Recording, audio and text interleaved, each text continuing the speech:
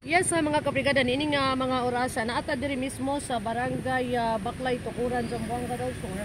Human nga dunay nahitabo nga kusog pagbulog sa kusog nga bundak sa ulan nga midala ni og kusog nga bulog sa tubig. Resulta nga dunay nakankan diri nga yuta, no? Kilid lagi kayo sa karsada diri sa naisgutan nga barangay. Nini nga mga orasa mga kabrigada ato nga mahinabi si Sir Julani Mamangkaw ang assistant caretaker sa Local Disaster Risk Reduction Management Office sa lungsod sa Tukuran. Sir, pwede ba na mo sayron sir og unsa ning mga oras na hitabo ang insidente? So far mga alas 9 to kapin ma'am, na kuwan ka ng kusog na gyud ang ulan. Iri din nice kusog pud medyo nga hangin. Dayon ako yung gi-order sa akong mga sakop nga wala dili atong obserbaran kung kusog gyud ang ulan, magkandak gyud ta og rubing. Okay. Sa mga kanang prone siya og landslide, prone pud siya og flood nga mga barangay sa Tukuran. So kani ba diri nga area sir prone ba ni sa mga landslide pagbaha? So far kaning diri ma'am wala gyud siya kanang kuan siya kayo. Kay ang prone gyud kayo nga baha katang diha dapit kay tungod ubos na siya nga mga area. Dayon mao gyud always namo bantayan. Then karon kay pag kuan ako sa mga order ko kay wala pa isa ka oras kusog naman gyud ang ulan. Ingon ko sa mga responder nga rubing ta.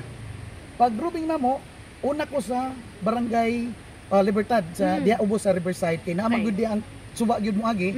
So medyo dili pa kayo sa kuan ang tubig. Mao to ingwa diretso tag Baklay kay kusog gyud ang medyo ragasa na gyud na possible baha na gyud dito sa barangay Baklay. Mao gyud pag agi na mo diri mga around mga hapit na to mag 10 PM mao na gyud niya mo ang na bantayan. Then automatic nga kung mga responder gi pabutangan ako mga barriers and then nag-coordinate pud ko sa Eldrim Tukuran, Aurora nga please mag-conduct sila dito og barricade nga only mga small vehicle lang ang pwede mo pass by ani nga. So ano sa unsa nga oras sir at least man lang masayod pod labi na katong mga lumalabay diri nga manihog mga daga heavy nga mga vehicle. Kanu sa lang ninyo gisugdan kana nga advisory? Around mga kay ang nahitaw mo gud ato ma'am kanang kusog gyud ang ulan din nagkaryamukat pag pud mi dito. Grabe gyud ang amuang pagkuan po dito kay pertig yung kuan na gyud ang mga balay gisudlan na gyud. Okay. So pagka kuan ato tawag po si Mayor nga nana pwede dito sa kanang sa i-coordinate na ko ang TTVHS nga school kung sa i-assist kung sa problema. And then nanawag po ng GDSPGC nga isudlan po daw ang ilahang library o tubig.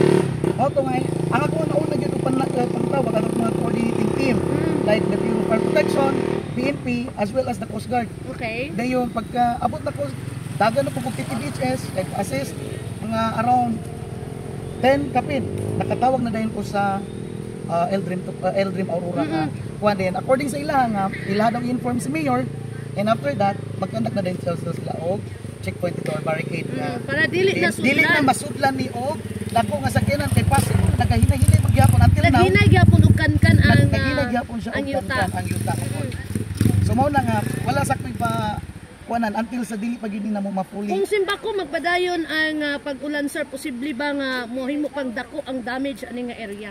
Kung dili gyud ni makuan, possible gyud ni makankan gyud ning katungaan ning dalan. Siguro sir, gusto po na to usayron as far as nag-rubing mo labi na diri sa Tukuran. Aside diri sa barangay Baklay, unsa pa affected area sir?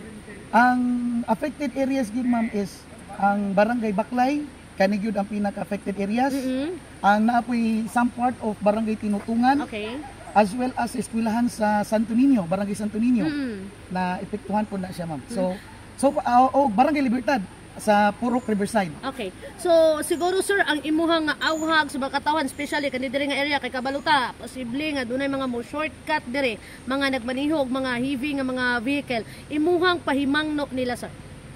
Sa tanan gyud nga mga wind van, mga dagko nga mga capacity nga mga sakyanan, kung pwede lang gyud, kung makaya dito na lang tag-agi sa magre-route na lang ta sa pwede ta diri agi kung gikan o Kapatagan or Lanao pwede ra agi diri sa SND by SND lahos diri kung going sila pagadian pwede ra pud padulong sila Aurora likay na lang sa for the meantime ang kaning road nga Aurora, Tukuran.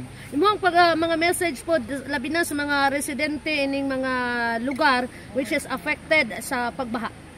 Sa kani nga ko mga tao no, mga katawhan dinhi sa Tukuran kanang hinaoton ta nga maminaw sila sa among order no sa mga MDR mo kay usahay man gud moabot dito. May ko sa okay pa, di ba? Okay pa. So mo lang hangyo lang nga kung order na gyud ang among executive si mayor nga order siya og evacuation or forced evacuation ugos gid mi. Just in case sir nga na evacuation nga may tabo preparado ba nga atong mga evacuation center kumusta ta? So far sa atong mga sa tungod po sa support gid sa atong mayor always ang atong gymnasium mga areas and even ng mga barangays na sila yung mga temporary evacuation center ma'am. Ang atong mga rescue vehicle sir okay ra ba? Ang atong rescue vehicle ma'am naka-standby, order to ni mayor sa ko ganiha nga ipatawag ang tanang driver padyutihon, tanang responder padyutihon. Okay. Kay para even to nga medyo linaw-linaw na ni pero basta ang order ni mayor tanan nga driver under sa motorpool padyutihon gyud. Okay. Sir, daghang salamat sa panahon imong gigahin sa Brigada News sa Pampanga. Okay, daghan po kayong salamat no og ako po ning kuanon nga pasalamat gyud kay ko sa akong magtibong nga mayor. Okay. Kay grabe gyud kayo nga bisan dahil sa sakit ning duty gyud kay para lang gyud mahatagan og kuman no sa tanan niyang kuan bukuman gyud siya kay tanan nga order mukuan man ko paabot ko sa iya mayor mao ni sitwasyon dire sa mao ni kuman. So mao na pasalamat gyud ko sa atong mayor. Okay. Sir, Dudong Tari Orestinson. daghan kayong salamat. Okay, daghan kayong salamat ma'am.